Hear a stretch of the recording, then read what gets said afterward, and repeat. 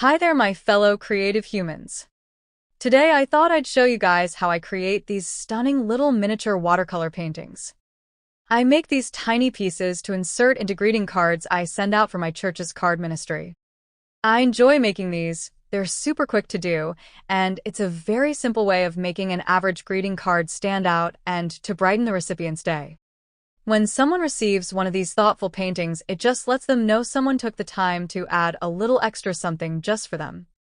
Most people display greeting cards for a short time and forget about them. These paintings can go on the refrigerator or in another larger frame, and they'll keep it out forever. I add my name and date, along with my business name on the back, but advertising isn't my goal here. Today I'm painting some peaceful dandelions using a coarse salt technique. This is a 4x4 square of 140 pounds acid-free watercolor paper. I'll be using a Royal Langnickel watercolor travel paint set. I love this palette, and I can literally create any painting using it. You will also need some white paint or ink because masking liquid doesn't really work for these tiny flowers. So first let's add some water. For some reason my paper wasn't soaking up water in some places, so I had to scrub a little. Please do not abuse your brushes like this. I'm dropping in red C13 along the top and purple C19 to the bottom portion, and I want it to be very concentrated in the middle where my dandelion heads will be. I'm shifting my board around to help spread and control the colors.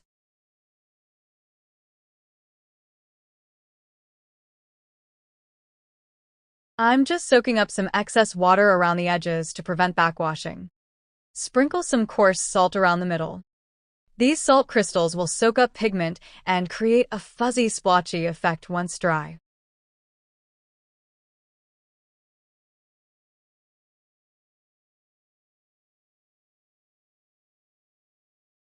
Here's one that I overdid the salt on but was still able to salvage.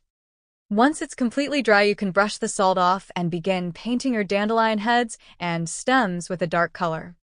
Try to leave a highlight in the center of the ovals, or wherever the light source will hit them.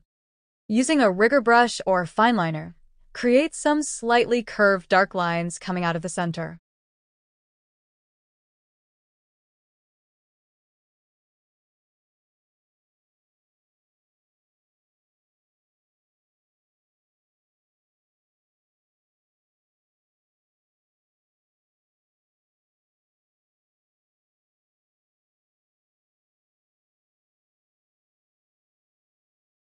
Now while that dries, I'm going to start sketching some dandelion heads and stems on my next mini painting.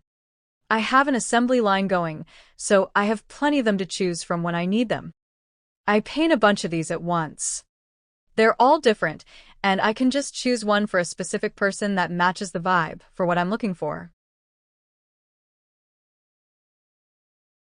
Now switching back. It's time to add some acrylic paint. This is what really makes these pop. I'm just adding these spikes with a slight curve out from the center, all the way around.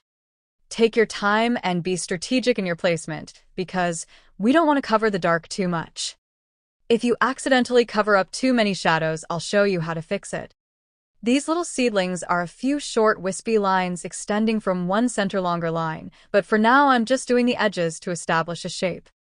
I'll connect the lines later as I add more layers of white and continue to create these wispy, fluffy edges the whole way around. Remember, all of the seedlings don't have to connect. They could simply be floating midair.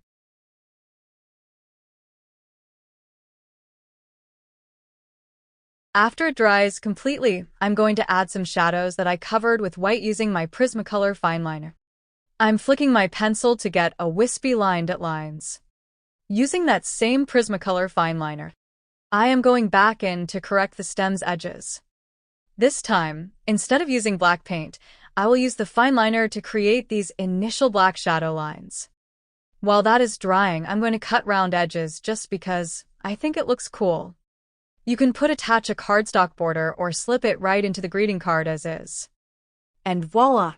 A peaceful, super simple, tiny painting that is guaranteed to make the recipient's day a little brighter.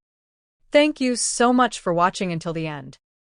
If you create your own dandelion paintings like these with me, Please share them at W.PaigeCreates@gmail.com.